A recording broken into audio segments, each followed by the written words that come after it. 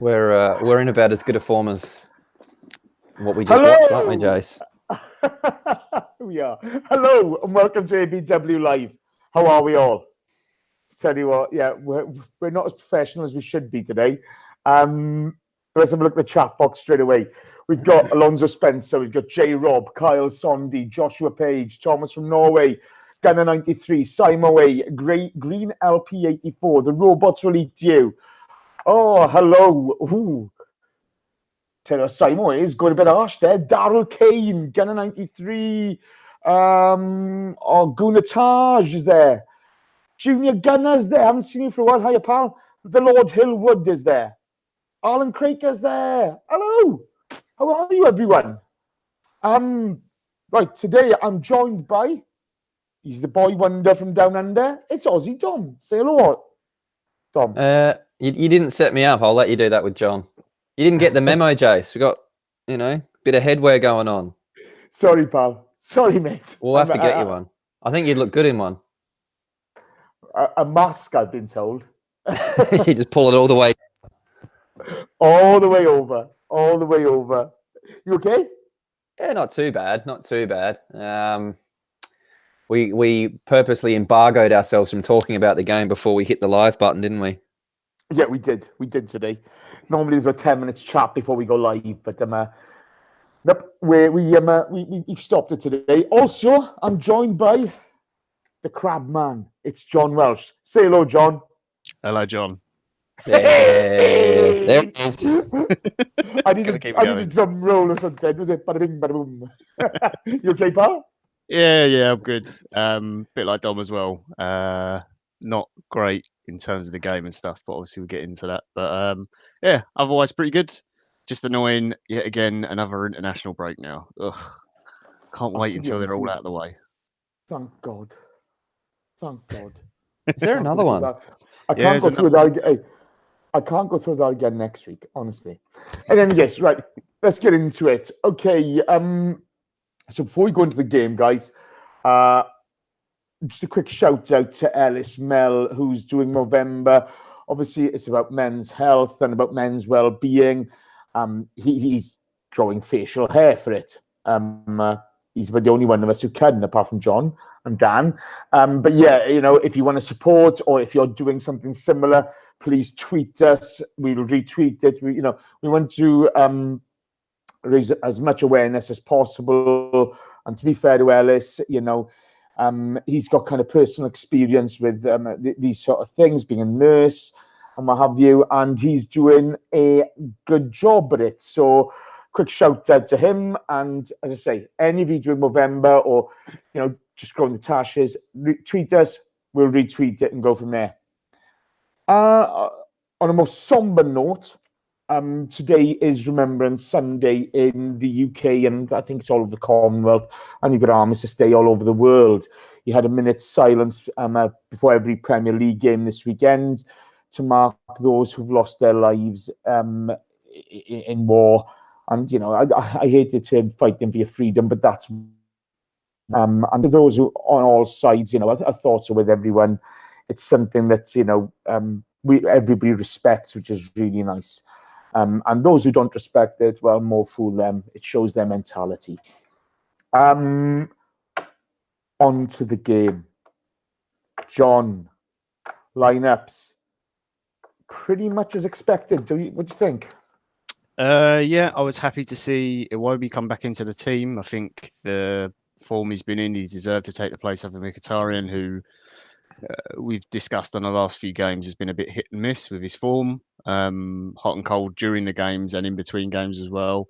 So the only worry I had was the fact he was playing from the right-hand side where he hasn't shined as well. We've seen how good he is from the left, but from the right, it's not as great. Disappointing Monreal's still not available. Just that kind of thing. And also I thought it was interesting that Socrates is still on the bench. And it seems like Holding is keeping his position at the moment. And it's more whether it's going to be one of Mustafi or Socrates playing alongside Rob Holding rather than Rob Holding sort of being the man. We've already got a question on that, so we'll come to that at the end of it. Socrates has been injured. Yeah. I just thought that, mate. I didn't know whether he was definitely going to start this game. I just think it's interesting that Holding is now the sort of the consistent you're going to almost expect to see every game at the moment. Well, I mean, which is good because I think he's done very well, but and then certainly earned his place, which is impressive for such a young kid. Yeah, he's done okay, hasn't he? To be fair to him, there are a couple of points there I was a bit worried, but he's strong. He stands up tall. He's showing his potential. To be fair to him, it's really nice to see.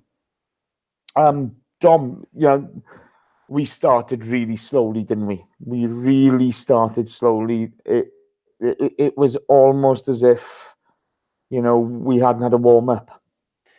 That was, coming off the back of the Liverpool performance where we did start very quickly, and then we had the Sporting game where we were sort of reverting back to that slow kind of possession-based sideways football. It was always going to be interesting to see which one of those Arsenals came out. Unfortunately, it was the latter. But, I think we need to spend a few minutes talking about Wolves and how they set up, because that is a big part of the reason that things went the way they did. They overcrowded the midfield. We didn't win that midfield battle for most of that game. They outworked us in that midfield. And then it's probably a very good reason why Iwobi and Ozil and Aubameyang really didn't have much of an influence on the game, because they just weren't getting the ball. And if they were, they had to drop deep to get it. So very tactically interesting from Wolves today. They knew exactly what they were doing. I wouldn't disagree with you, but John, I felt Wolves worked harder than us. Okay, I didn't see a great amount of movement from Ozil, Iwobi, Aubameyang for Torreira and Xhaka. Yes, they were being pressured by Wolves, but their options were minimal. There was nobody running into space. There was nobody showing. Even after all the changes in the second half, we had a throw-in where everybody's just stood there like statues. Yeah, and it's a problem we've seen over the years. I got to be honest with you. I thought we were gutless. I thought second half we improved, but first half we were so poor. Just very, very slow. And I do agree with Dom, though. I do think it is credit to Wolves. They came up from the Championship. Obviously, they had this ridiculous 30-game run in the Championship and just blew everyone away. And then they sort of stumbled a little bit towards the end, but ended up winning it fairly comfortably. They're clearly a very ambitious club with the amount of money they've spent. But they're a very good team and they're very well organised. They've played that system for a long time. They know it inside out. Everyone knows their roles. You could see that when certain passes were made in key areas of the pitch, that's when they'd press. They were pressing at the right times, nicking the ball in the right areas. They could see where the turnovers, the opportunities for them were. And we just weren't bright enough to it. And I think also playing against the back three is something you don't often do in the Premier League. I know it sort of became the fad for a while, but they do it in such a defined way. And they also really cleverly, I say cleverly, it's not that intelligent, but they clearly picked our left-hand side where Aubameyang's playing, because Kolasinac isn't going to get as much cover. Xhaka tends to be that side who is the slower of the two in our central midfield, so he's a little bit slower to get across. And let's be honest, Kolasinac's defending at times isn't great.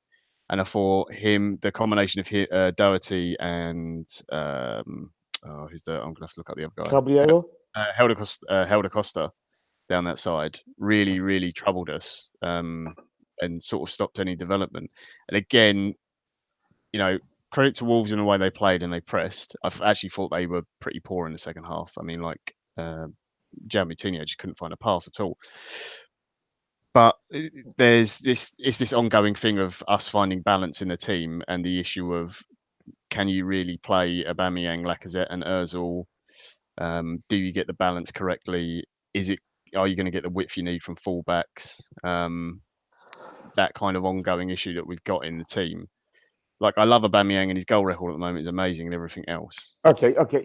Let's move on from that then. But Dom, we played, other than Mkhitaryan for Iwobi, we played this exact same team against Liverpool, and the two contrasting performances are poles apart. Yeah, look, to- I don't want to. You are right. You are 100% right. We did not work hard enough, and there must be some psychological aspect of when Liverpool turn up to play. You know you're going to be in for a high intense game, and let's be honest that there's no way anyone can play 38 games in that intensity for a full season, because that was frantic, that Liverpool game, which brings me on to my point of they gave us space, both teams in that game. It was a more open game because both teams were pressing to try and attack quickly. So you're going to have spaces all over the pitch that you can exploit. Wolves weren't interested in doing that. They had 29% of possession for the first half. They sat back, they got back very quickly to defend. Every time we did get the ball, we didn't have any width to overlap to get in behind.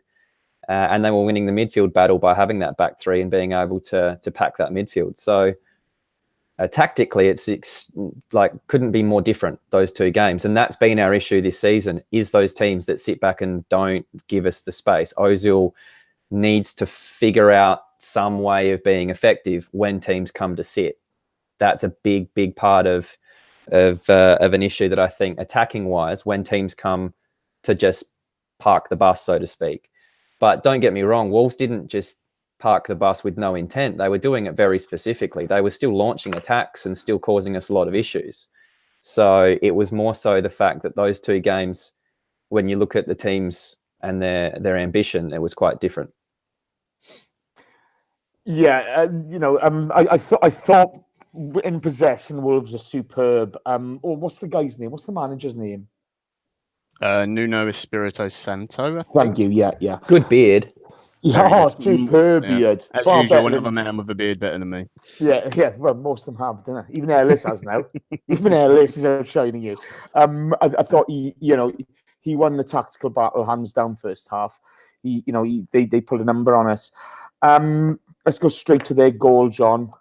Talk me through it. I'm not sure what Xhaka's doing, to be honest. Gets the ball from it was Kolasinac, wasn't it? Passes it back into him. Yeah, Collar passes it back. Yeah. It's onto his right foot, but he doesn't even go to control it. He as the ball's It's like coming he was in, leaving it on purpose. he leaves the ball as if Yeah. he's expecting Torreira to be there, or maybe Mustafi stepped up or something like that. And he leaves the ball and looks, and then realizes that no one's there. Now, I don't know if he got a shout.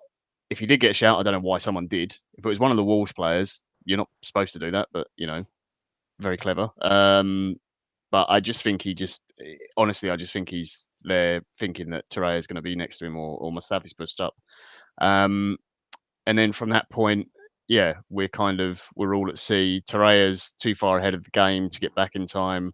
Well, you're not expecting to have to defend from that, are you? Really? No, Xhaka's a yard off, and they're straight in at our defence. He carries the ball well, lays it off, and it's a decent finish. Xhaka tries his hardest to get back. He just didn't quite have the pace. He came in, he hasn't got the mobility. Let's be fair. He can't change. Slow. Yeah, he can't change his shape. That. His awareness, though, on the pitch should be better. He's so much. He's got to not try and do anything tricky in that area. That's the thing. I mean, the thing is, though, it's not like it's on the edge of our box. It's near enough on the halfway line. We're coming back, okay? We're playing back. We've got possession. We're playing back towards our own goal. So they're on the front foot anyway. Yeah. At that point, there's no one in behind you to help clean up. There's not an Arsenal player within 15 yards of him. Yeah. And he's got to be. Yeah, no. Don't get me wrong. I'm not defending Xhaka at all. No, I know you're not. But my point would be, okay, it's not the first goal he's cost us this season, okay, through shoddy play. Okay, and I really like Xhaka. I really do. Okay, my big issue here is, okay, where's your fucking game awareness? Yeah. Okay, you're captain of effing Switzerland, right? And you're allowing that ball when they're on the front foot heading towards your goal. You're allowing them a free effort. Right? Yeah. I mean, it's you can't defend it. It's stupid. I guarantee he would have been in there at halftime, apologising to his teammates. It wouldn't surprise me if he says something about it in maybe a post-match interview, because he's that kind of guy. It doesn't change anything on the pitch. Obviously, doesn't change the result in the end. I don't know about you guys, but the frustration for me is when you see him play like he did against Liverpool, and then you see moments like that. It's the same for Mustafi. Mustafi can have these games where you just look and think, if you didn't watch anything else but that one game, you'd think he's one of the best defenders in the world.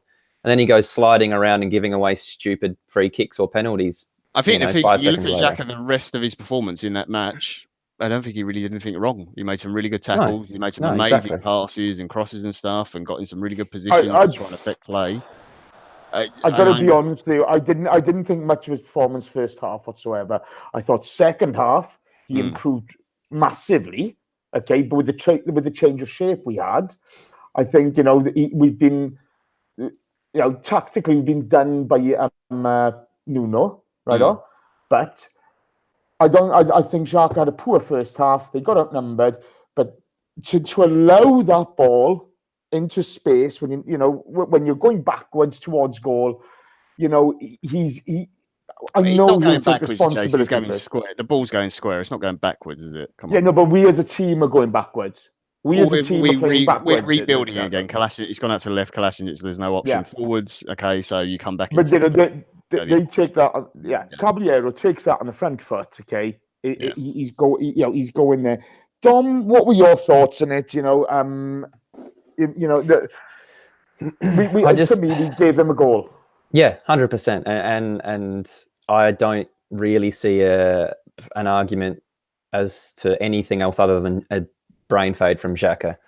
The Kolasinac pass was fine. It wasn't difficult. It wasn't hard. It wasn't. It was. He just stepped over it as if he was leaving it for someone else. And that, like you said, is just that game awareness. For whatever reason, he let the ball go. I want to know what you guys think. Is a lot of the chat box at the moment are questioning whether Xhaka is good enough to be a top 4 in a top 4 team.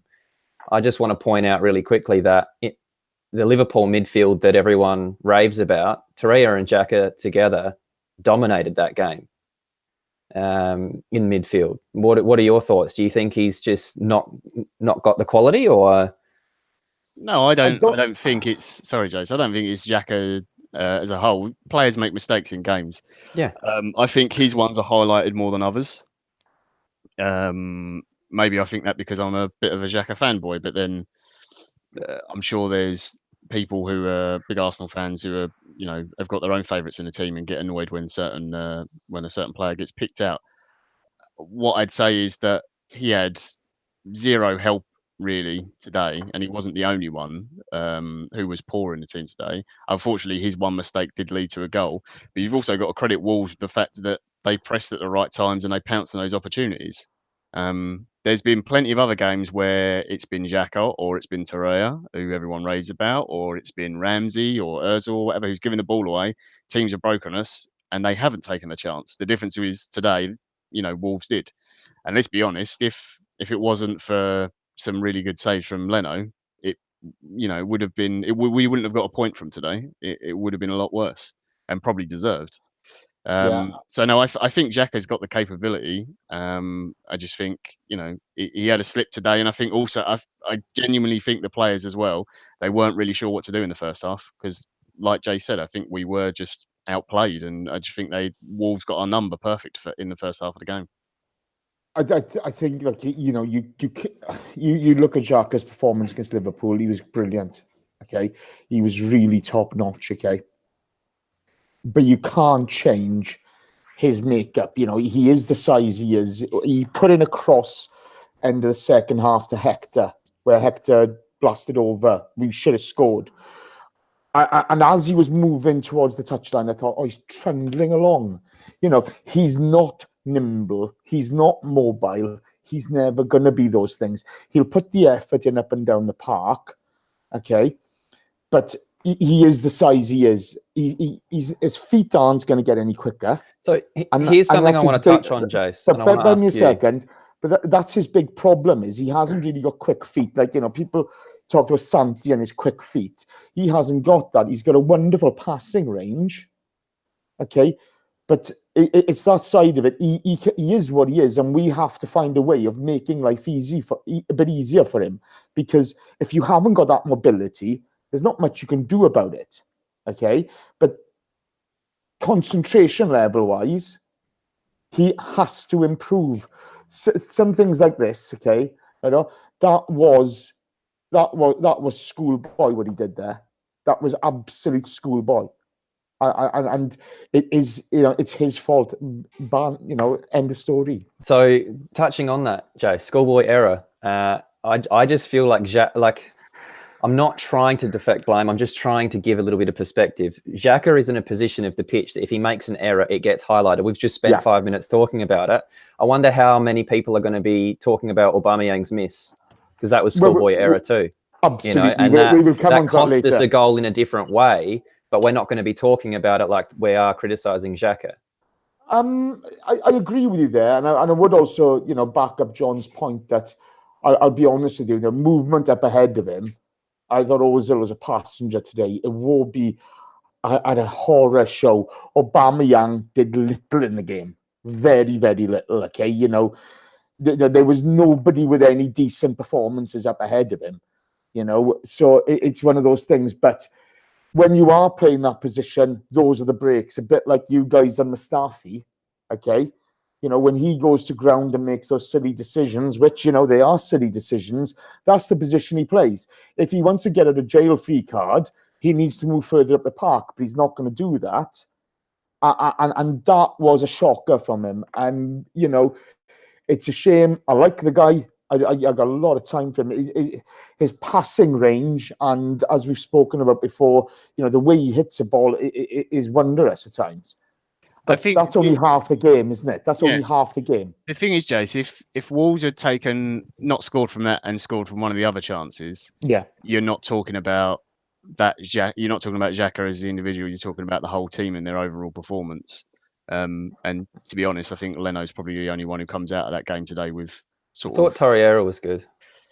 He was okay. I still thought he misplaced. In a midfield that we got dominated in, I still thought that he was still quite good. Yeah, I mean, I thought okay, was. Yeah, I thought second half we improved, obviously, but I also thought Wolves' performance dropped off massively. But I don't think anyone was particularly amazing today. The issue was complete lack of creative chances.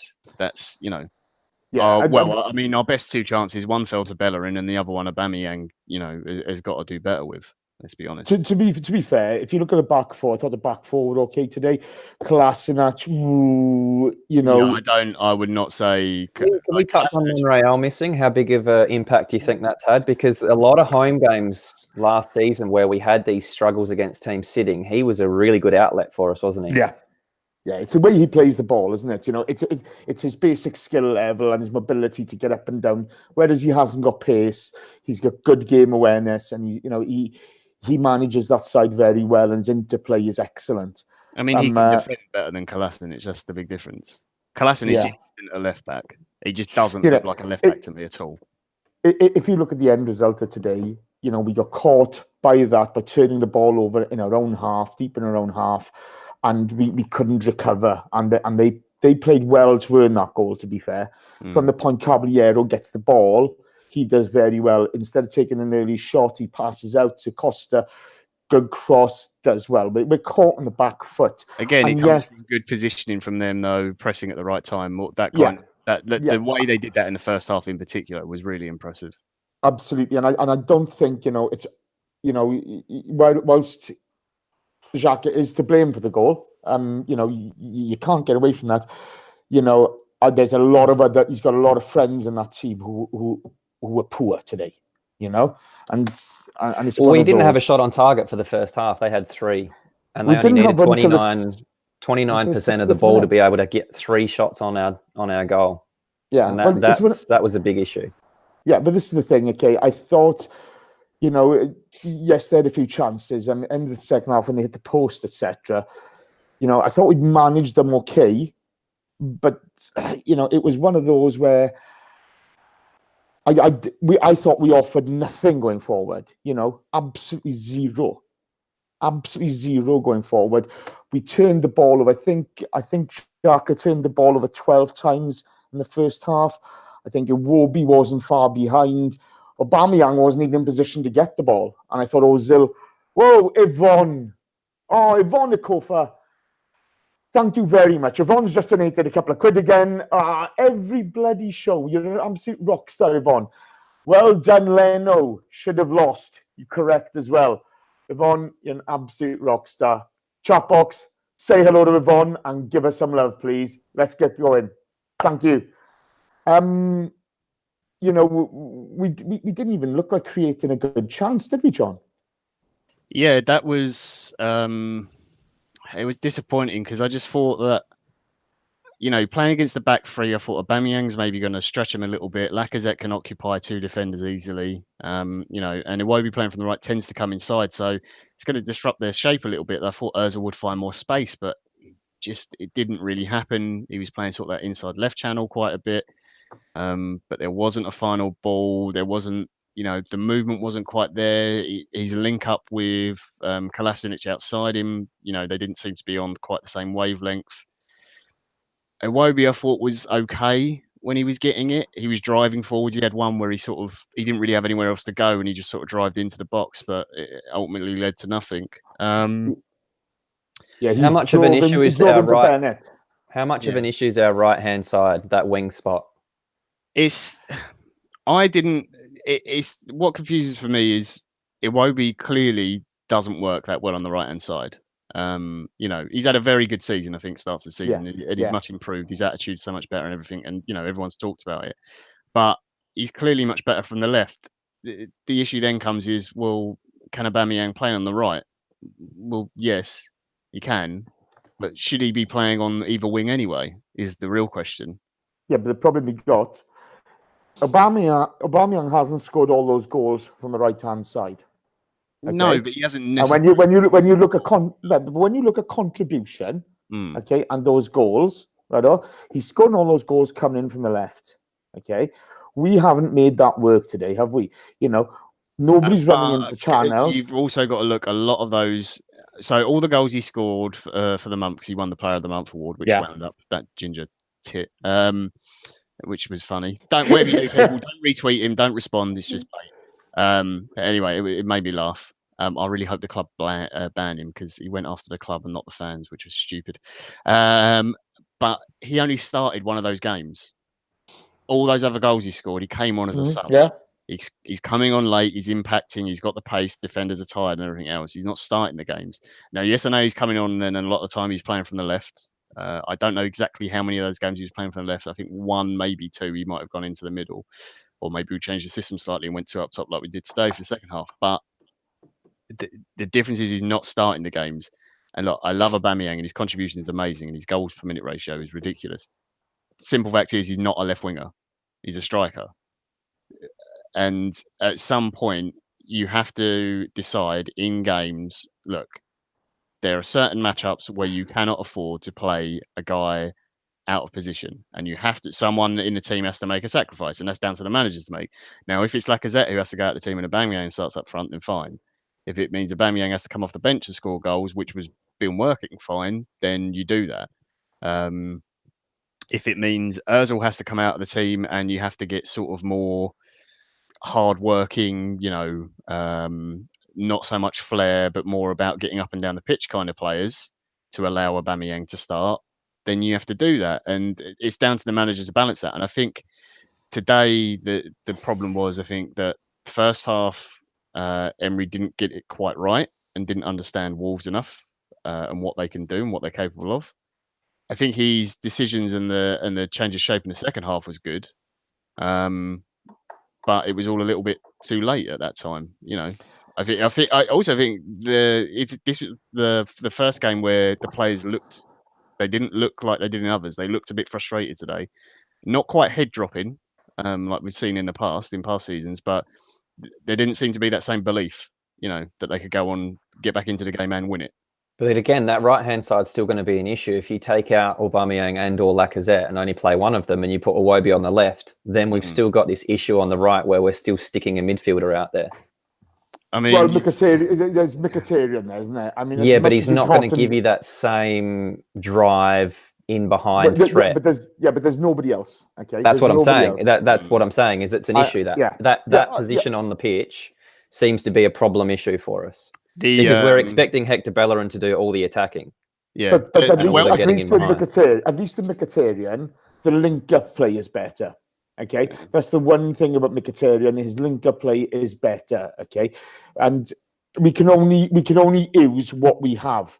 Anyways, I want to move on from that, guys, and I want to talk about Leno.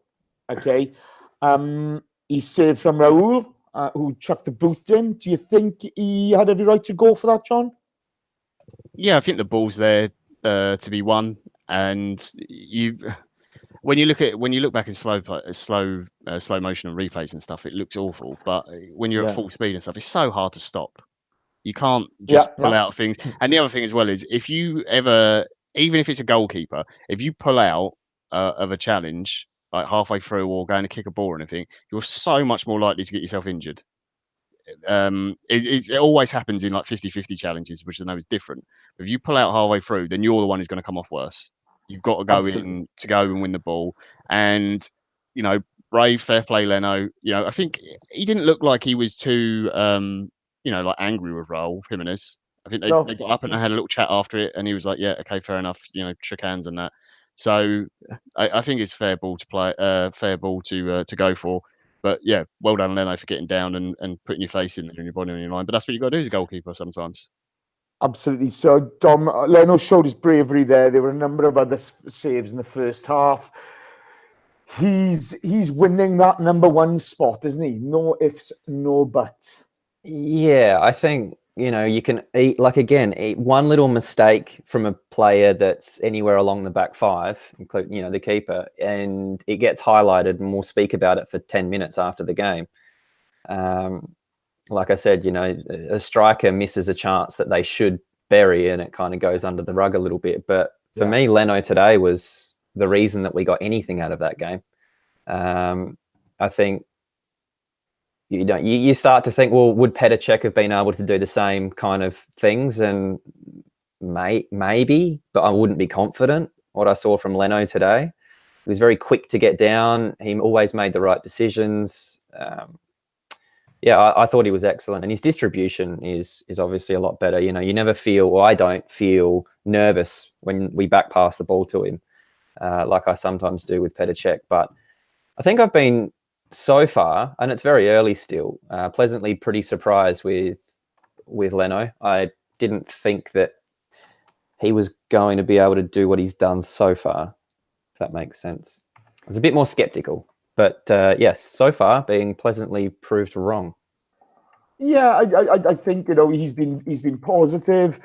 You know, he's gonna have a ricket in him sooner or later, because all keepers do. But especially when you play the way we're playing with keepers, it's going to happen. We need to understand. Like, I've seen Edison do it. You know, you see the best keepers in the world, like Neuer does it. We always talk about don't go full Neuer. It's a result of being that modern age keeper, isn't it? You're going to be put under more pressure. You take more risks. You kind of, it's almost like you got to know that you're signing up for that. No, absolutely, and you know, I think it's a great credit to him. He came in, you know, halfway through a game and an injury. There'd been lots of sort of hypotheses as to why he hadn't played up until that point in the Premier League. And since he's had his chance, he's taken it both hands and not looked back. It's really, really good to see. John, kind of, you know, there was more Wolves pressure. We did have a bit of a reaction to the goal, but nothing serious. Your view in the first half, mate? I thought Wolves outplayed us. They were smart, sat back where they needed to, pressed and nicked the ball in good turnover spots, particularly, you know, trying to target when the fullbacks had pushed up. So for Bellerin and Kolasinac, they were really, really keen to turn the ball over then and try and exploit into that space. I thought we were really struggling to deal with Helder Costa. The midfield battle, we weren't really winning. You know, they were getting extra men in there to help out, and we just really weren't creating. You know, I thought our play around the back and everything was okay, and I thought defensively we were, you know, seemed all right. You know, but just I always worried that on the break they were going to catch us. Yeah. Dom? Yeah, like I said, the issue after conceding that goal was the fact that it wasn't against the run of play. You know, we weren't knocking the door down consistently where you thought, oh, look, that's okay. We've been creating a lot of chances, and yeah, we got caught out, but we'll be all right. For me, I thought this is going to be a very difficult game to score one, let alone two. So, what about you? Do you think this is just a bit of a reality check for the team and us as fans, where we've had that run of games, and we spoke about it during, where we were getting lucky? You know, there were some performances in there that probably flattered to deceive. The Liverpool game was amazing, so we were on a high from that. Is this a bit of a reality check that we're going to be in for a season of ups and downs? Yeah, I think it is. I think, as much as the Liverpool performance was the performance I've been waiting for to see from us, I think today we kind of showed this is where we are. It's a bit of a roller coaster time. I thought the first half was pitiful. I thought we were gutless at times. I didn't see enough work rate from the guys further up the pitch. I thought sort of Iwobi had a tough time at the office. Obviously, being on the right it doesn't suit him as much as being on the left. He still kept on going, which was nice to see. But we kind of revert to the old thing of whenever under Arsene our movement was poor, the display was all poor, the performance was poor, and again today, and it's kind of a rule of football, isn't it? I'm looking at sort of the likes of Ozil and Aubameyang, and I'm getting very frustrated because you know what they can do, but today was just rotten from the pair We of them. just weren't getting the ball there quickly enough, were we, to let them do anything? But they're not moving into space. They're not working hard enough, in my opinion. Now, I may be wrong. It won't be the first time I'm wrong, but it's a recurring theme. We've seen it in the first half of other games. Then we put it right in the second half. I just think, okay, you can have a go at Xhaka, you can have a go at Torreira, whatever. We got outnumbered in midfield. But if you haven't got the options available to you, then you're fighting a losing battle. So that's where I kind of stand in it at the moment. I'm frustrated, but we are where we are. You know what I mean? Unfortunately, yeah. Second half. Yeah. Speak to me, on the Ghost. second half. Okay, so it will be gets hooked for Guendouzi, and we move into the diamond formation, John. We start to get on top of the game more, but it's not a kind of instant reaction. We have to work for it, because we didn't get a shot on target until the 59th minute. Yeah, it was an instant response, second half Arsenal, like we've seen in other games. The change made sense because we were struggling in midfield. We got two up top, which, I think a lot of people have wanted to see, and I understood that because we're playing against the back three that can go to a 5, so you need to try and find the spaces, and if you've got two men to mark, it's harder to do than one. It does. The only problem I have with that formation is that it does kind of signal out that like Ozil is the man who's going to try and create everything. In the end, it actually meant that Wolves kind of concentrated on him too much and it freed up other people. So it did work. I do think Wolves' performance dropped quite a bit in the second half. Like their midfield, just like Moutinho couldn't find a pass at all. He looked like the player that Tottenham wanted to buy when he in the second half performance. To be honest, the way he was pinging the ball out for a throw in every like 2 minutes. Just throw that one in there. But yeah, it was better. But again, a lot of it was coming from, and I don't have a problem with this, but a lot of it was coming from crosses. We weren't getting our fullbacks to the byline. It was midfield runners getting to the byline, like Guendouzi or Xhaka and stuff like that. So you could see that lack of width and penetration that we had from the fullbacks in the first half. We were still essentially trying to do the same thing that you've seen in other games. We were just having to get other players to do it and make those runs. I wasn't convinced that we were going to score, despite all the possession we had and how much we were sort of passing it around their box, because Wolves haven't conceded that. I think they've conceded less goals than us this season. They got a 1-1 with City. Their defensive record's been really good. Yeah. Yeah, I think they tend to concede less away from home than at home, which is slightly odd, but just shows that they're a bit more stout and defensive minded when they do play away from home, which I kind of get. So I wasn't overly convinced because, to be honest, we hadn't seen Lacazette or Aubameyang in the game really. No. That. Not necessarily to knock Lacazette, but he hadn't really touched the ball because they hadn't got the ball to him. It's that kind of thing, where we really struggled when we entered the final third of the pitch, Dom, and it kind of worries me, Okay, so you get your width from Kolasinac and from Hector, but the interplay between on both flanks wasn't great. It's almost, Ozil was a bit of a passenger today, in my opinion. Lacazette keeps on coming deep. He keeps on running around. He keeps on working hard, doing the things he normally does. But, for him and Ozil, it's a bit pointless if we're not getting the ball or getting the movement going.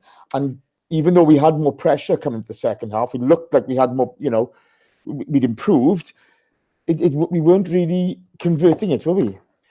No, I mean, slightly off topic. I had the Man City, Man United game on to the side at the same time. And what you notice with Man City is the tactical element of their attacking play is to target an area, overload that area, and just consistently just tap the ball around each other and make sure you've got an overlapping man, and you're going to find space against anybody. And because Man City come up against teams like Wolves and they sit back and defend, and yes, they got a 1-1 draw, but you just saw how they recycle their attacking play over and over again to constantly be having a threat. And I just feel like, yes, it's not fair to compare us against them, obviously, but it didn't seem to me that we had any kind of systematic approach to our attacking play. There was just a lot of sideways waiting for something to happen. It didn't seem to me like we were targeting an area, that we were doing something consistently to try and get it to work. It was just a lot of sideways stuff.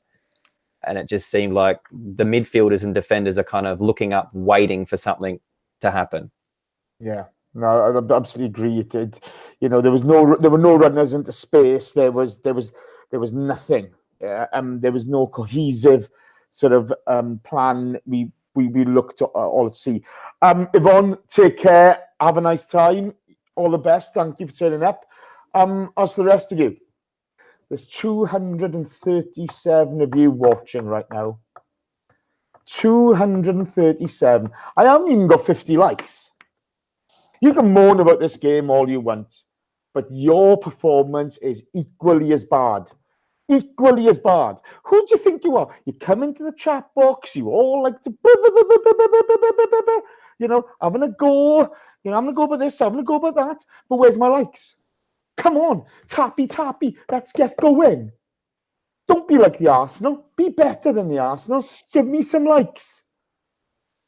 It's unbelievable. It's just wrong. Thunder Road. That's Remembrance Day parade, mate. Remembrance Day parade. Keep your gob shut and start tapping that like button. You give it all gob all the time, Thunder Road. But no. You're not getting the like button enough for you. Get on with it. Now, 18 now, please. Let's get going. Thank you very much. John. I'm going to burst out laughing one of these days at that. I can't keep a straight face anymore. Oh, yeah. Quick shout out to Danny, the GFP's nephew, Max. As Max would say, tappy. Let's get going. We have a first effort on goal from Torreira in the 59th minute. My God, I couldn't believe my eyes. Yeah, I mean, he's got, I can't remember any goals he scored for Samp last season. It wasn't a ton, but he really can rocket a ball. I mean, it gets to that point in the game. I think the commentary I had, they said, if you're not creating chances, sometimes you just got to take a chance. Just what's the old saying? You don't win the lottery if you don't buy a ticket, or whatever it is they say. And he hits it really clean, really well. Unfortunately, it's a little bit too central when Patricia can deal with it. But if you're Wolves, from their point of view, and you're limiting Arsenal to chances like that, then you're very, very happy because you can block them, or you rely on your keeper to save them and stuff. And unless it's a worldie, in the majority of cases, you're not going to score. So it was nice to have a shot on target, and it's nice to know we've got players who will take a chance. Xhaka can do it as well, and we've seen Aubameyang, Lacazette, they've all got that in them. I don't mind him doing that as the game goes on. I think it's fine. Just it's so weird that it's a home game and that's like our first effort. Yeah, it was frustrating, and to sum up the frustration of it, Ozil picks up a yellow card for throwing the ball to the ground. When a decision goes against us, that kind of summed up his game and the team's game as a whole, didn't it? At this point. Yeah, I don't mind seeing that though, to be honest, from him, rather than the whole head down or that kind of thing. Get a little bit of aggression in there, a little bit frustrated. I mean, getting a yellow for it's a little bit, bit over the top perhaps, but yeah, that was just probably. He's not silly. He knows when things aren't working or where he's not playing well, or if he's not being able to get influential. And the least that you want is that he's frustrated that it's not working, rather than being happy to just watch the game slide by. So, okay, yeah, I think that summed up the whole team, though, didn't it? That was probably more of an outlet as just in terms of how things were going as a whole. Absolutely. Quick shout out then. We've had a bit of a tweet on Twitter, as it would happen. Jamie at J_J_Gunner. Hi chaps, I'm a long time listener and love the show. I listen to every show. I'm new to Twitter, need some help getting some followers. Any chance I can get a shout out? J_J_Gunner. There's your shout out, fella. If I haven't had a like for that, I'm going to hunt you down. There is no hiding place. I've already retweeted that too, so he better be all over it. Speaking of which, Jace, if anyone's new to the show and hasn't seen us before, rambling on, pop your name in the chat box and let everyone know that you're new, so everyone can say hi and give you a little welcome. Absolutely. Say hello. It's all about having a laugh here, even though we're talking nonsense today, aren't we? It's just one of those games where it kind of reminds me of last season. It did feel a little postmodern Wenger today. I was waiting for the the tweets of "We've got our Arsenal back." I'll be honest, I was waiting for him. I mean, the funny thing was as well, we even got the old crowd back for like little periods in the game. I thought they were actually quite good today, and they kept singing and trying to cheer the team on, and they were all after the ref and everything. But it did get a bit pantomime for a quick boo, whistle, get that goalkeeper booked. He's time wasting when all he's done is pick the ball up and he's put it down and taken one step back. He's wasting time, and the referee's against us and booing any player who misplaces a pass and everything. So yeah, you got to look at the funny side when you can. It was frustrating, wasn't it? It was just one of those. John, Bellerin fires over. Xhaka, I was just going to say that was another one of those. Yeah, this is about what this game is, and I think the difference is we've had performances probably not that bad during that winning run, but close to it. Performances that we were, at our best by any means. That goes in, and then the Aubameyang chance goes in. All of a sudden, we're 2-1 up and we win the game and we think everything's fine. But when I saw that sneak over the bar, and then obviously we'll get on to Aubameyang's miss as well, but it just felt like that was about what was going to happen. It just didn't feel today like there was going to be this revival at any point. Yeah, it was so. It was a decent effort. But at the same time, like. Again, it was like the one the other week, wasn't it, against Liverpool? You give it to anyone with the left foot, and that's probably going in. That's the frustrating part. Am I being overly critical in that? Why can't Bellerin let that go across his body and hit it with his right foot? Is that? I think it was a little bit behind him. I don't know that it was. Yeah, maybe. I don't know. I have to look at it again, but I feel like it might have been not quite in the path to do it. He would have had to kind of step back and then. Yeah, like, I understand why he hit it with his left foot, and I'm not going to blame him necessarily for missing with his left. Yeah, I'd have to see it again. I just wonder if that's like too much of a. It's a weird thing to let it roll across your body like that, and then it was a Xhaka cross, so it's probably behind him. Oh, there we go. That was one of the best creative chances we had in the game. I was waiting for someone to make a comment in our WhatsApp group. I was gonna poke the Bears in there and just go, oh, no one complimenting Xhaka for that really good pullback there, like spot on for something. No, okay. To be fair, okay, he trundled up the pylon, and I thought, oh, he's not going to get to it, and he did, and I thought, well, fair play to you, Granit. You've done well there. Oh, Granit caught Mo Salah the other week, and you were cheering him on then, so. Oh, that was wonderful. Yeah, oh, no, look, look, I like Xhaka, okay? It's just, certain things in his game which he hasn't improved upon since he's been here frustrate me, and that's with all players, to be fair. Yeah. It's not just him. But, they've been 3 or 4 times this season. There's a couple of goals he's cost us. But he did really well there. And, credit to him. John Doherty, who did he clump with his elbow? Was it Jack? It might have been Xhaka, actually. Yeah, I'm not sure. It might have been Xhaka. Goes up for a header, leads with his elbow. He leads with his elbow. It's not out like that, Jace. His arm's out straight. It's not. He's not going in flying. He's not going in on back style, giving it someone. It was forearm, if you're anything. It was forearm. Yeah, so you led with his forearm. Okay. I thought the rule was now you lead with your arm. It's a red card. No, I think it's down to referee's interpretation of the intention of the challenge. Look, he's gone to win the ball. I'm yet to see a footballer who can jump in the air, or in a forward movement without putting his arms out. That didn't look good in slow-mo, though, to be honest. But you know how many things look good in slow-mo? Not a lot. Can I just point out to you? This is an Arsenal podcast, not a fucking Let's Be Fair to Everyone podcast, okay? Let's have a bit of biasness. I've only got one eye I use at times. Look, I thought the yellow card was fine. I don't think it was a red. I don't think that was intentional. Okay, and if anything, the only intentional elbow on the day seemed to be his teammate who did him later on and cut his eye off. I gotta be honest with you. At that point, I did laugh. I thought, yeah, good enough, you twat. Sorry. Okay, both of you now. Miss of the day. Hector puts in a great cross for Aubameyang, and he hits the post. I mean, can we talk about the build-up before that? Sorry, a certain Welsh bloke came on. There was a substitution before that. No, that was afterwards. No. Rambo comes on for Mesut. Carry on. Which, I thought was interesting. Good. I like the fact that Emery's like, yeah, okay, you're not playing well enough, Mesut. You're coming off. Brings Rambo on. God dear. Ramby Bambi. Yeah. So Ramsey comes on and Mkhitaryan for Kolasinac.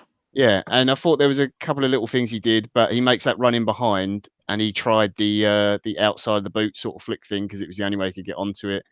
It was a decent block, and it's from that corner, from that resulting play.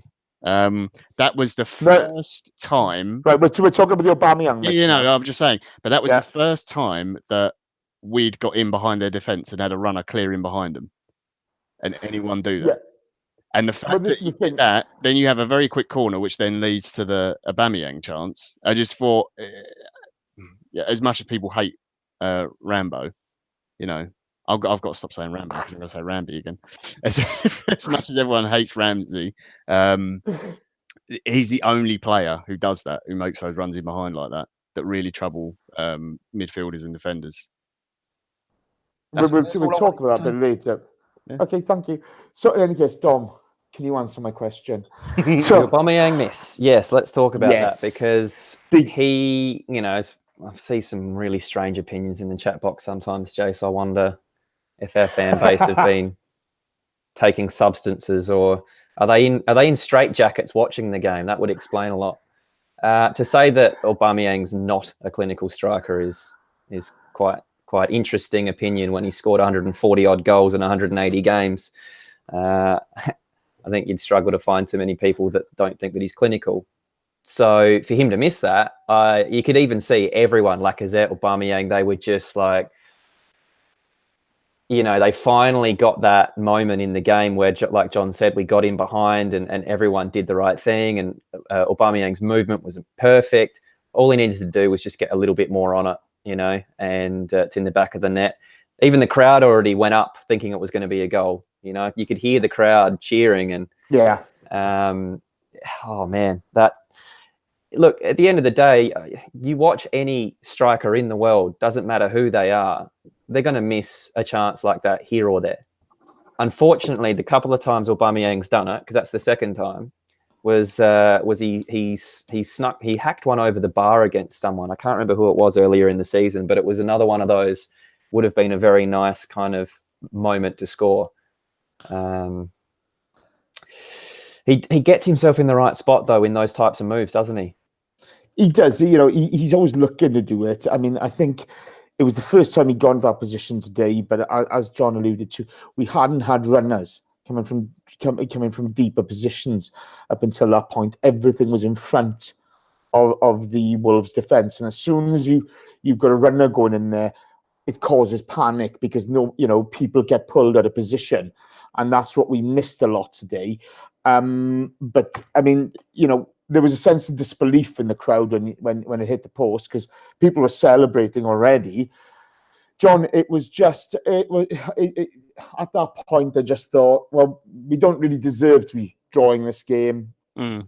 But my God, I just want to put egg in these guys' faces now. I just want, as much as we don't deserve the point, we need to do something. And I felt winded after it.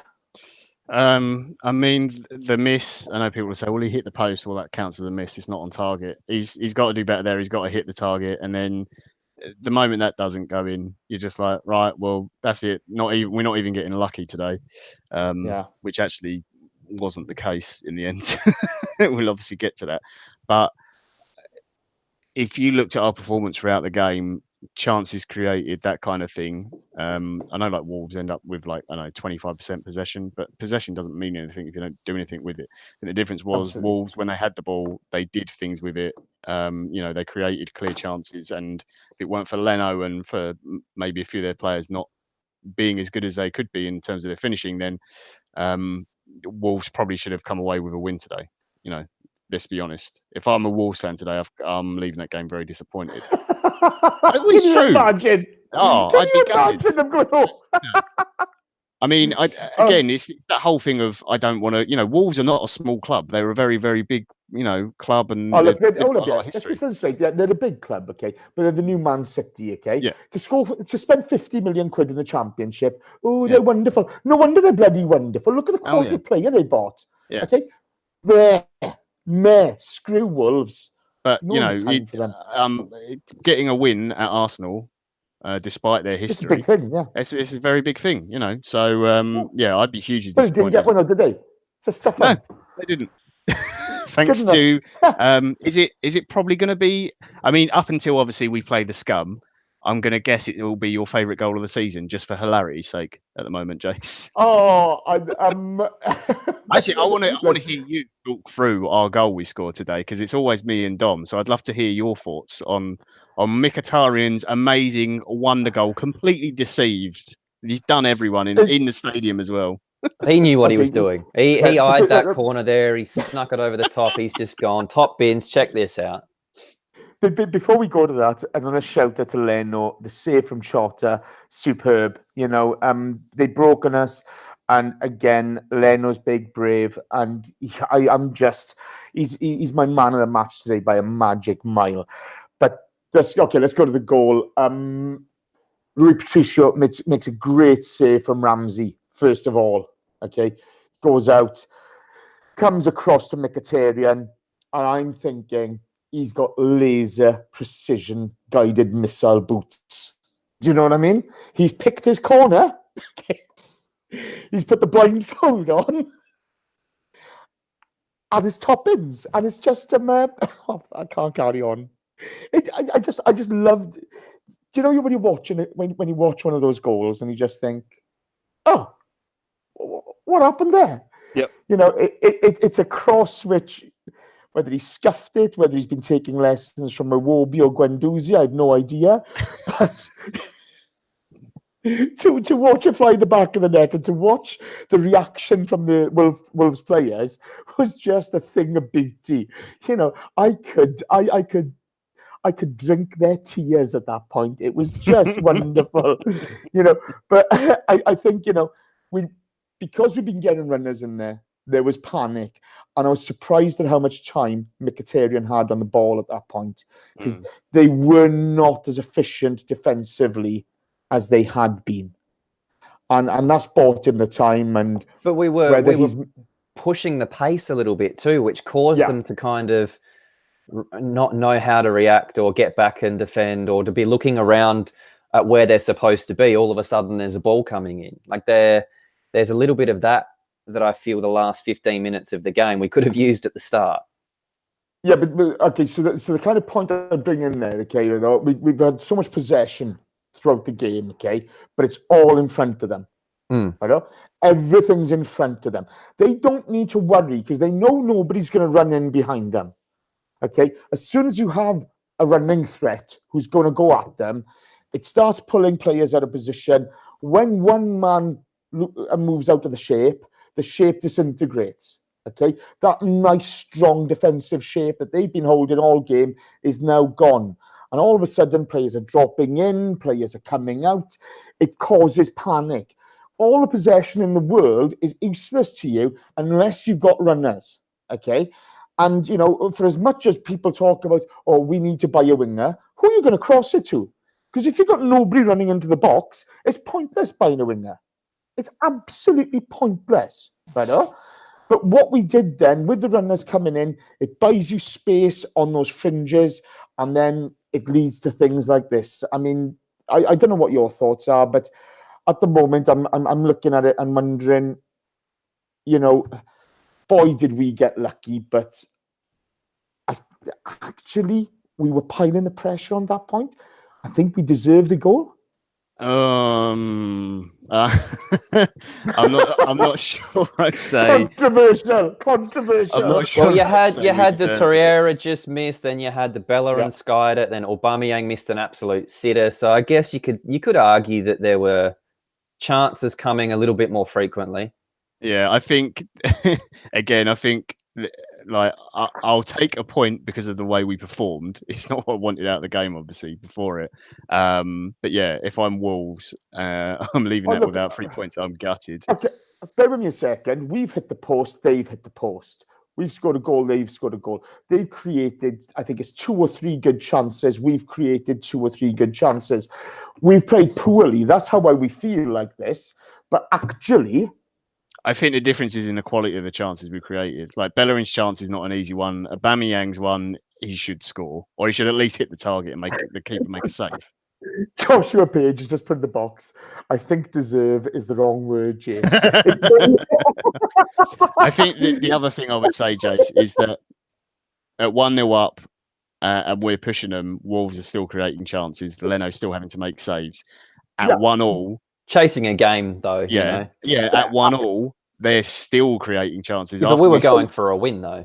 But guys, let's be fair, okay? If they can't finish the chances they've created, fucking boo.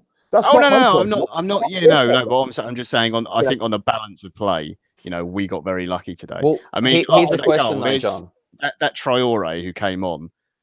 I mean, amazing pace when he chased down like 3 players and made Mustafi like lose the ball and whatever and win it back from. That was ridiculous. But there was one break where he's run, he's turned, he's made, you know, he's seen you later. Kolasinac has gone sliding past him. And thankfully for us, he apparently can't hit a barn door when he actually goes to pass or shoot. He's just good at running. Probably why Barcelona got rid of him. But you had Holding on one of the breaks. You had Holding doing really well, slowing him down, and then Leno making a good save. You know, I got to be honest. Okay, but we were chasing a win. Yeah, if we're a goal up, we're not playing like that. That's the difference, you know. Yeah. So even at 1-0 down, we didn't get to 1-1 and then decide, well, let's take a draw. We were pushing the game right to the end, so we didn't really change the way that we're going to play, and that's why I guess they had these opportunities to counter-attack, because we were just bombing forward. But Yeah, I think I that was one little weird silver lining for me, is that even at 1-1, we were happy to risk losing to try to win. Yeah. It was nice I to like see, that. wasn't it? What's your guys' thoughts on the Doherty injury? We've spoken about that. Screw him. You know, I don't care. You know, Jason's opinions are not those held by members of all ABW. Yeah, he led with his elbow in my book, Kate. Stuff him. Right. 5 minutes of extra time popped up. Mm-hmm. How did 5 minutes pop up? You could hear the crowd's reaction. Well, you know, I'll maybe football fans might like to know that when they show that, that's minimum of 5 minutes. That is not a maximum amount of time. It's up to the referee. And also, the board that is shown doesn't really matter because it's down to the referee's discretion. So you can boo and moan all you like. At the end of the day, one of the booing isn't going to matter. And also, they have to put up the extra time allowed just before the 90 minutes. That's what they're supposed to do. The fact that Doherty's down in that period, him being down for that long, that should have been added on. It wasn't. But it's up to the referee. It's his discretion.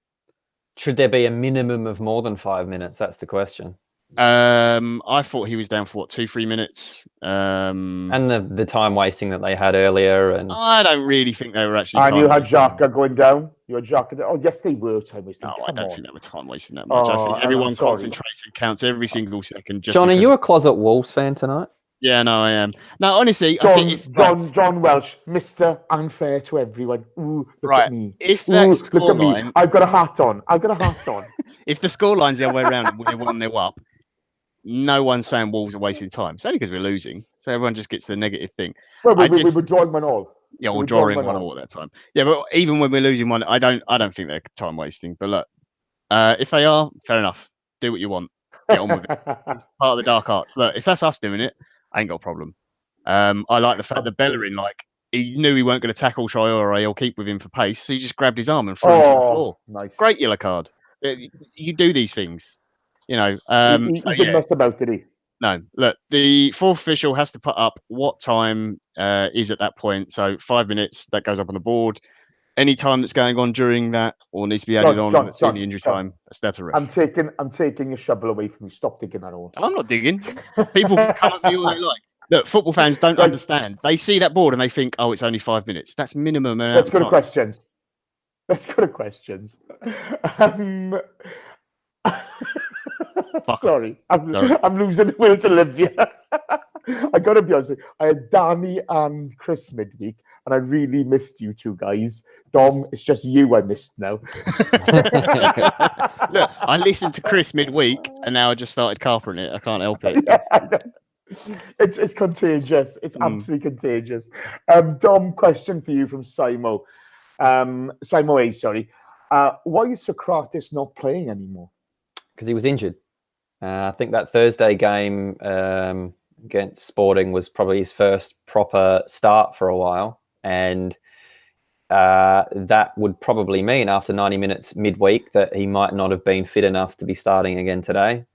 Not only that, I feel like, Mustafi and Holding as a pair hasn't really given too many reasons as to, be dropping one of them. I don't feel that either of them were at fault for anything too major today. So I don't know. Has it been an issue? I like Socrates. I think he's been quite good, but at the moment I don't really see too much of an argument to be dropping one of Holding and Mustafi to slide him back in. Yeah, I mean, you had Mustafi making a goal-saving challenge in the second half. He did do one slide earlier in the game that I thought he could have almost gave away a penalty or a free kick in a silly spot, but luckily he didn't make any contact. But other than that one little brain fade that he has in him, I thought he was decent. I thought Holding was very good too. Yeah, Holding's enjoying the physical battle, isn't he? Yeah. He really is at the moment. John Thomas from Norway asks, should Emery bench underperforming players like Ozil to wake them up? Yes. I don't have a problem with it. Whether it's Ozil, whether it's Xhaka, Ramsey, whoever. That's fine. I think he's kind of shown that already, that it is kind of what's the word? Meritocracy. Meritocracy. There we go. Meritocracy.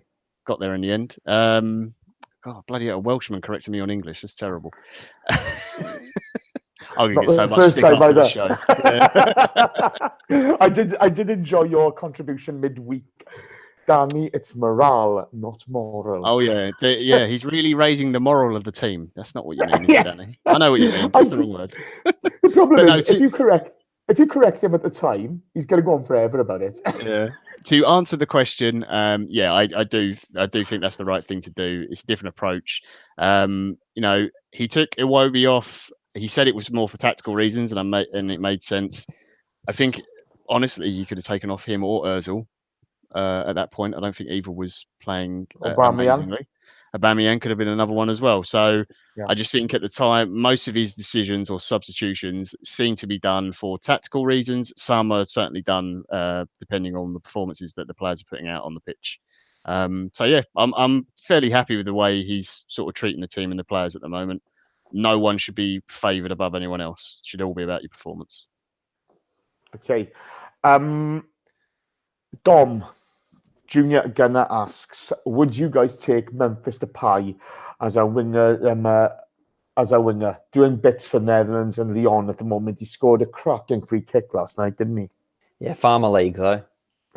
Yeah, well, what can you see in it saying it? Yeah, I could score in that league. Yeah, no problem. Piece of cake. It's not really the kind of benchmark that we're after at Arsenal, is it? We're picking up Man United rejects that have dropped down to the feeder league. Man United rejects scored an equalizer today. Shh. Don't tell anyone. I'm pretty sure Aubameyang, if that was Harry Kane, he would have claimed that. Aubameyang should have done a Harry there and said, yeah, swear on my daughter's life or whatever it was. Yep, got a nudge on that. Should have just as it went past and claimed it, It flicked my hair. Yeah. It flicked my hair. And to be fair, I'm still, we talk about wingers a lot, okay? But unless you're going to get, if we're going to play everything in front of us, we're not going to use runners entering the box. I see a point as buying wingers. I really do. I don't think it's going to add that much at the moment. But I do.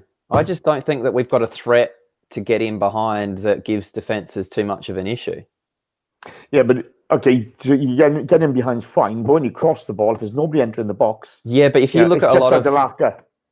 Earlier in the season, especially where Bellerin was creating all of those chances, they're not crosses, they're cutbacks. And that's what Man City do a lot. Those cutbacks along the ground, they're the ways that we've been scoring a lot of goals. It doesn't have to go in the air.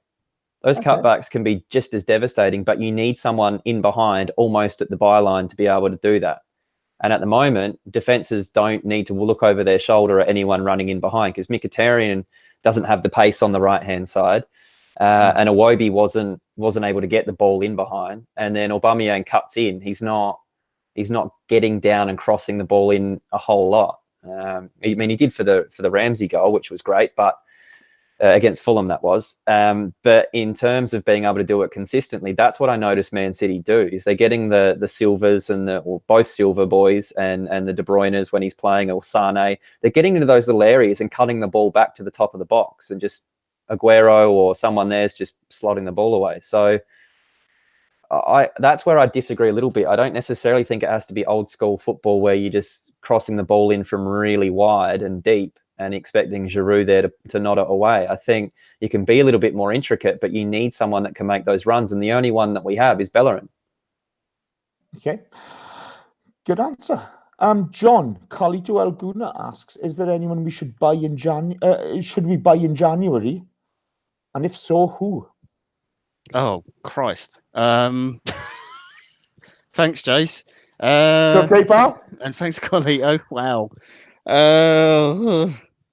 Off the top of my head, I haven't got anyone, but I would definitely look at the left back situation. That's for sure.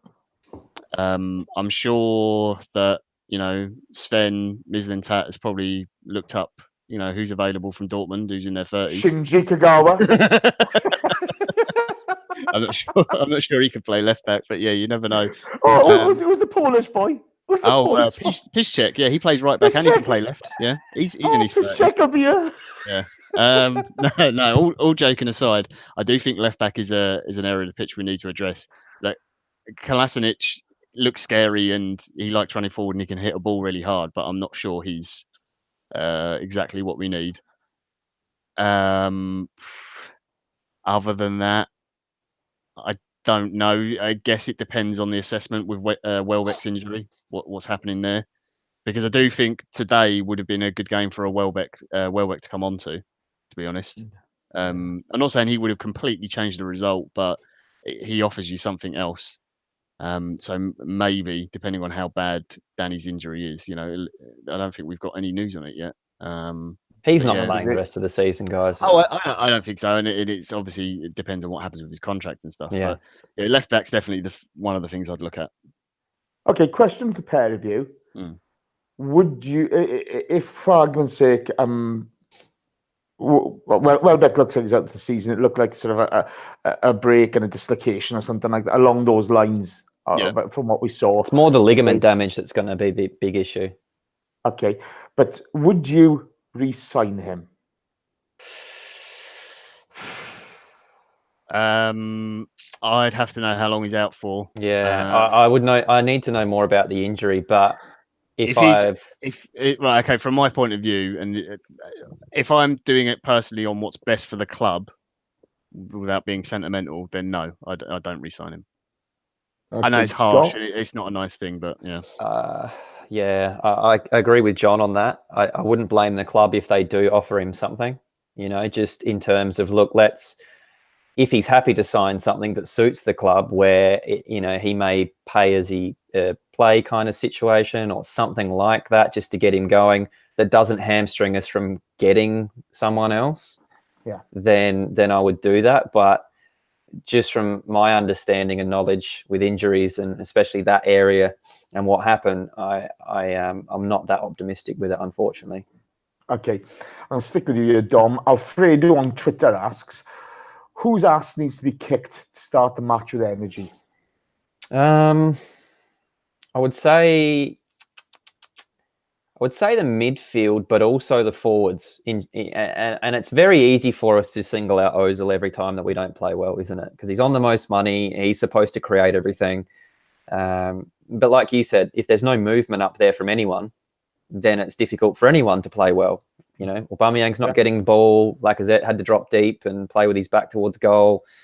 I think that area of the pitch, if we're just a little more frantic and we're a little bit more desperate, I wonder if it is a tactical thing from Emery to start games slow and to control possession and to settle. But it feels like we'd be better off pushing hard for 10 or 15 minutes at the start of a game to unsettle a team. And then potentially, if things aren't working or we're conceding too many early chances from doing it, then to kind of take back control and ease off a little bit. But at home against a team like that, you think that it would probably be more beneficial to really try to unsettle them early. I can't see it being a tactical choice. I really can't. I mean, whatever sport you play, you go out to set the tempo, to control it. You set the agenda. That's what the great teams do. And at the moment, we are more than a little frustrating in this area. But hey, who knows? John Loki 73 asks, I've saved this especially for you after your last question. Okay, especially for you. How long do we have to wait for Ozil? How many times have we asked this question? You've done that on purpose. Lovely. Look, I don't know. I'm probably Ozil's biggest critic on here. I'm not particularly nice about the guy. I think when he's on it, he's amazing, and he can be. I just don't think he gives consistent enough performances. That is my issue with him. For me, if there wasn't, it's annoying because there's the international break now. I kind of wish that there was a game like in a couple of days that was important, like in the league or something, and I'd drop him. And I like the fact that Emery is prepared to do that kind of thing. Send a message to him saying, no, you didn't play well enough. You're getting subbed in a game, or you're not starting, or you're not too big to come on in the Europa League game we're already winning. The issue we've got with Ozil is that he's got a very cushy contract that he got out of us for a lot of money, and there is no way in hell that we'd be able to sell him or get that kind of money. Well, it's true. Who else is going to pay Mesut Ozil? I'm just laughing at the amount of takers there were last time, and when you say drop him, well, he'd be dropped every other game. Yeah. He puts in one great performance, then he drops off for two. Yeah. I do agree with some of the things Dom said it in the past, though. He is a little bit of, as good as he is as a player, he does need the team around him to perform as well. Yeah. He does need the movement, and he does need that kind of thing. He's not a David Silva who can create something on his own, or a Kevin De Bruyne, that kind of thing. That's the thing. And Carlito, you're all right. I am hard on Ozil, and I am softer on Ramsey, because everyone has their favourites, and I've freely admitted that. I'm always softer on Ramsey than I am on Ozil. But this is the thing, isn't it? This is the thing. Okay, if you go to City, the star man's Aguero. He piles in the goals. If it's the Spuds, it's the dribbler. Yeah. If it's Chelsea, it's Eden Hazard who scores goals. If it's Barcelona, Real Madrid, you know who the star men are each time, and they normally pile in with goals.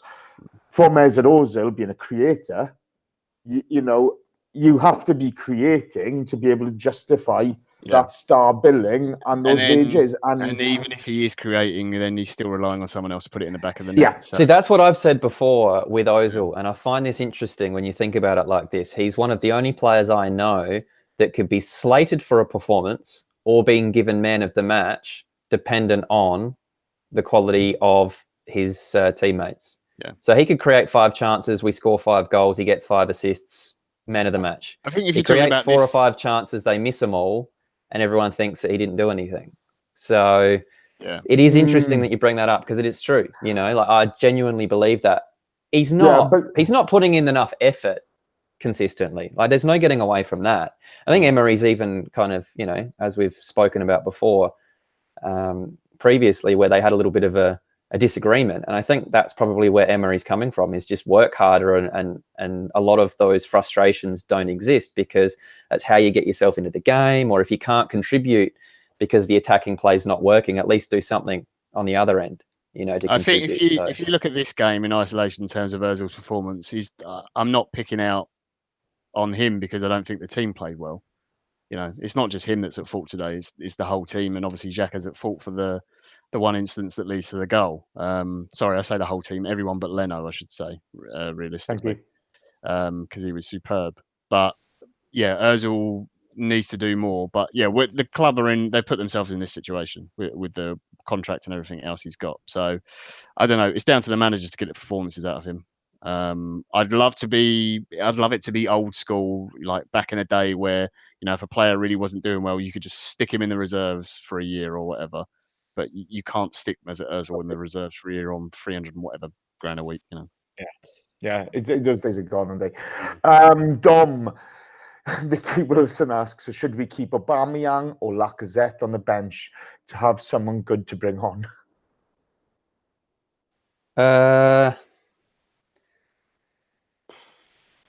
It seemed to work, didn't it, earlier in the season, where Aubameyang's coming on and scoring, and Lacazette was coming on and scoring, and the balance, it does seem to be either play the 2 up front or only play one of them if you're going to play 3. So yeah, probably. I keep coming back to what are you going to do on that right-hand side, though? Yeah. I don't think Mkhitaryan's the only option, to be honest with you. He seems to do better when he's out there, even though he's hot and cold. John, similar question. What from Unique 79? What do we do about Aubameyang and Lacazette? We have 2 of a few potent strikers in the whole of Europe, but we are not utilising them properly. How should Emery work around this problem? There's only 2 options for this, for me personally, and it sort of goes back to the question that Dom just answered as well. you either find a system where you can play both of them up front. What that system is or how you work that, I have no idea. That's for the managers to work out. I'm not that clever. If I was, I'd probably be a football manager. Oh yeah, and congratulations to a certain Chris Carpenter today. You got a semi finally, so his missus is very happy. No, I mean in the cup. It's the first semi she's seen. Yeah. So you either find a system in which both of them can play up front. I don't want one of them playing wide. Maybe one of them plays a little bit off or behind, that kind of thing. Yeah. Which then means what do you do with Ozil and everything else? But that's a separate question. Or you play one up front and one sits on the bench, and you just have to rotate and bring one on for the other or whatever. And it's whoever's playing best. And that's just it. It's tough. Yeah, this is the thing, though. We don't play to accommodate Aubameyang's greatest strength, which is his pace.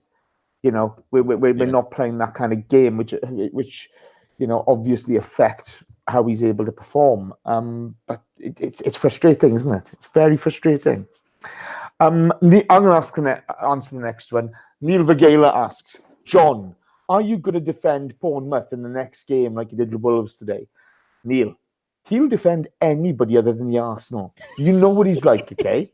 He's just a terrible man, okay? He has no loyalty. He's a disgrace to the shirt. Look at him wearing that ABW Live shirt. Look at him. He's disgraced it today. John, shame on you. Well, look, I'm kissing the badge. Right, as Thierry said, I'm no badge kisser.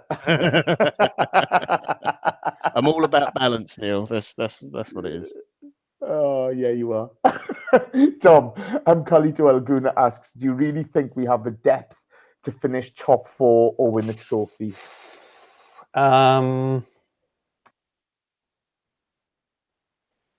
If we get a good run with injuries, which so far we probably haven't, to be honest, maybe. I feel like it's going to be one of those seasons where we're going to be looking at other teams to drop points. I don't think we're going to be able to get there on our own, if that makes sense. We're going to need some help and some luck.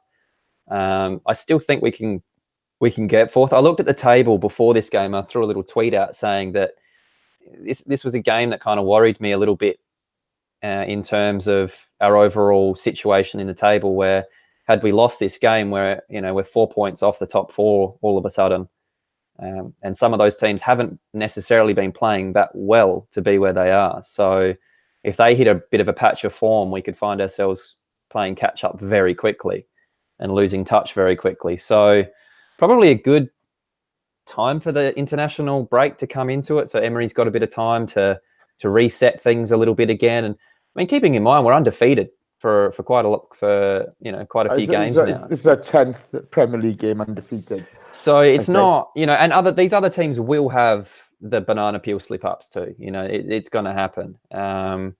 So do we have the depth? I'm not sure unless we get lucky with injuries.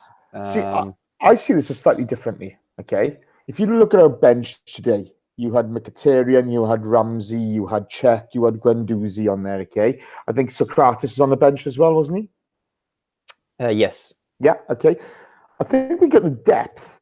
I think this is more going to rely on how quickly Emery learns to get the best out of a few individual players. He has to be getting more of Ozil. You look at it, Iwobi today, he's shown some really good form this season. He was always going to come up against a brick wall sooner or later. Yeah, that's one of the tougher games he'll have. Not a problem. He'll be okay. Aubameyang, we need to get more out of. Bearing in mind the amount of goals he scored last month, we have been getting quite a lot out of him, albeit from the bench. Ramsey, we need to get more of him when he comes on. Guendouzi, he's on a learning curve. This is going to be totally reliant on the manager. He's playing a different system to what we were last season, so he has to learn how to incorporate these guys and get more out of them, and improve us defensively as well. I think that's the big key question here. What do you think? I don't think. I actually don't think we've got the depth. You look at centre mid. If one of Torreira or Xhaka gets injured, you're bringing in Guendouzi. He's keener to bring on Guendouzi in that position than he is Ramsey, and it's a young kid.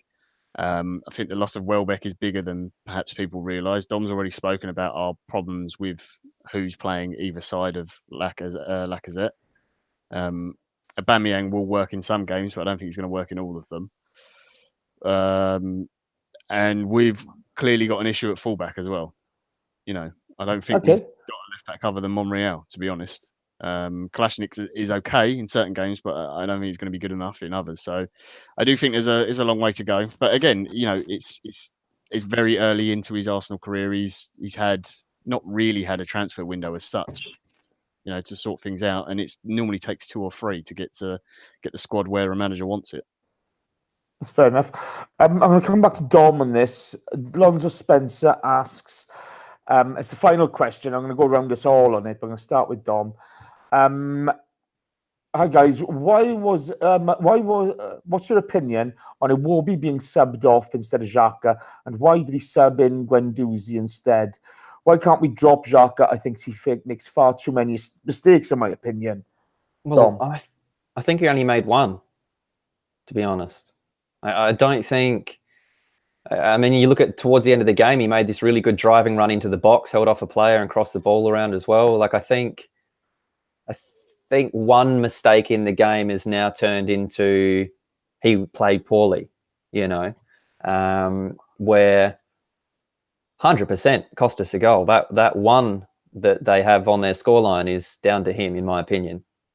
But you know, that's the thing. Emery's not sat there looking, going, well, he made a mistake, therefore I'm gonna hook him. He's looking at the overall balance and decided that he wanted 3 like midfield players to come in to control that area because we were getting overrun, and he obviously decided that he needed that sort of bulk up in the midfield. So, you know, taking off Iwobi to put 2 up front because we weren't using width anyway, I feel like it was the right call. What do you think? Do you think that it was... I thought that it changed the game in a positive way for us, so I don't really know how it's looked at as a negative. He's looking at it tactically, isn't he? You know, whatever individual opinions are, okay, Unai's decided that this is the style he's going to play, and the Xhaka and Torreira are integral to that. Whether or not Xhaka makes a mistake or not, you know, I mean, the goal, yeah, that's down to him, in my opinion, okay? But the bottom line is his distribution of the ball is important to the style that Emery wants to play. Now, if his distribution is affected by movement further up the pitch, that's not Xhaka. I thought our movement further up the pitch was poor today. But he has to be true to his ambition in the way the team wants to play. And Xhaka and Torreira are integral to that. So no matter how we see it panning out, and trust me, you know, everybody knows I love Aaron Ramsey, but he doesn't fit the style that Emery wants to play. And there's nothing you can do about that. And, you know, it's fine. It's Unai's team. His job relies on the performances. We've eked out a draw when we probably didn't deserve it. That's, you know, I hate to say that. I like being one-eyed, but... You know, I don't think Xhaka was terrible today. I don't think he was great. But a lot of that has to do with the movement further up the pitch. John, your thoughts? I got why he did the sub. I thought Guendouzi coming on made sense. We were struggling midfield to keep the ball. They needed a little bit more help as well in terms of, you know, Wolves are obviously going to try and sit back even more and then hit on the break, and they wanted that kind of thing. Putting 2 up made Wolves have to defend slightly differently, and it obviously affected the game, and we got a lot more pressure without necessarily creating too many chances. In terms of Xhaka, just, you know, why can't he be dropped? I think he can, and I think we've seen, you know, Emery is willing to drop players, but he clearly trusts Xhaka in what he does on the pitch, and I think he's our only midfielder who... It's not like he dictates a play. I don't know. It's just something about his passing and the diagonals and what he offers.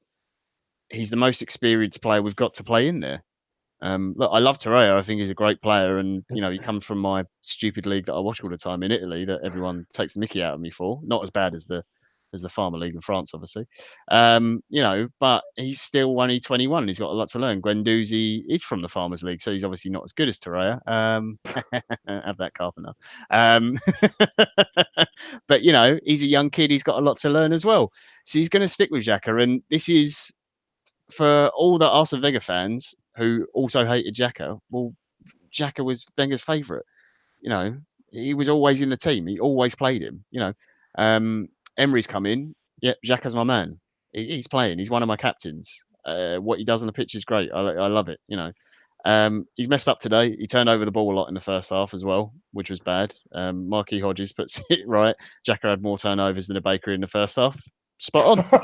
Absolutely spot on. He did. Second half, he was much better. But I think the team overall, was not very good in the first half. And I think part of that is down to us and our performance, and part of that is down to Wolves. So you're not going to get Xhaka dropped from the team until we buy another centre midfielder who is in the 25 to 28 years old range and got a lot of experience, because we just don't have the players to play there. You want to play Torreira and Guendouzi? I'm not too excited by that, I'll be honest. That's seriously risky. I like both of them, but that's a big ask. So you look at it. Even with Xhaka, everything's in front of you. You know what I mean? With Guendouzi and Guendouzi likes a few touches at the moment. He's learning. He's a bit late on some of his tackles as well in some of the areas of the pitch. Again, and it's because he's a young guy, and that's the sort of thing that they'll learn. But until we get another experienced centre mid, you're not going to see Xhaka drop from the team. It is the sort of the short of it, really. Yeah, there you go. That's it for today. Look, it's a frustrating day. That's the way it goes now and again. We got the international break, so we're taking a break for a couple of weeks. I haven't done the lineups yet for the Bournemouth game. There's a podcast next week. I've no idea who's on it because Danny just can't be bothered. Now, funny enough, Unique79 just said, tappy, do it for Jace. That's right. I got 92 likes. You're taking the mickey, aren't you? I'm 8 short of 100. Let's get going. Come on. Come to Daddy. Give me some likes. Let's have a go. Stop messing about. Don't be like the Arsenal today. Don't be under par. Don't be undercooked. Give me some likes. Let's go. Chop. It is Remembrance Sunday. So let's be honest, guys. There's more important things than football. Okay? Around the world, people are remembering those who've served their countries and fallen in the foreign field, etc. It's a sad day all round, and so worse things can happen than a draw in a football game. Remember Movember for Ellis Mel. Okay, Ellis is doing it on behalf of ABW. He's trying to raise some money for men's health issues. So if we can keep an eye on that, that would be superb. If you're doing anything to raise money for any charity, to be fair, let us know. We'll retweet it. We'll try our best to support you. We do our best on that. Mental health's a big part of the Movember thing. So, if you're struggling and you're going through tough times, have a chat with somebody. Think about it. There are worse things in life than football, guys. So just take care of yourselves. My thanks to John. John, thank you. Thank you very much. Yeah, I'd just like to echo what Jay said. If any of you are struggling, in particular with mental health, please feel free to give me a tweet or a DM or whatever. My DMs are open. It's something I've been struggling with for years, and I'm quite happy to talk about it in the open and everything. So I know it's got a lot of stigma attached to it, but yeah, there's always people there to listen. So just drop me a line if you ever need anything, guys. Yeah, and that applies to all of us. We're always welcome. You guys are good enough to support us. So, it's a two-way street. We're always there to support you as well. Yeah, my thanks. Just a little private message to Chris Carpenter. Cavani is currently 2-0 up against Monaco. Not PSG, Cavani is 2-0 up. So, he's terrible as well, isn't he, Chris? Sorry. Neymar swank, John. Oh, don't even start me on Neymar. Neymar's still rolling about somewhere, isn't he? Dom, my thanks to you. Thank you. You're a rock star. And you wear a hat better than John as well. Just because he's got fancy hair that you can have showing out of it. I can't do that with mine. Well, yeah, what can I say? I've still only got 96 likes. This chat box is winding me up. It's winding me up. What do you think you are? Who do you think you are? Yeah, look, guys, thank you for having the chat box. Superb has always been some interesting discussion there, some interesting points of view, some really funny things as well. Well done. Thank you for your support. If you're listening on any other platform and you want to join the chat, subscribe to the YouTube channel, click on the bell icon, and you will be notified when we go live. To those of you listening on other formats, thank you ever so much. We really, really appreciate it. We appreciate everyone's support. We've got time to cool off now with the international break. We're back for Bournemouth. Look out for next week's podcast. And thank you ever so much. John, switch this off.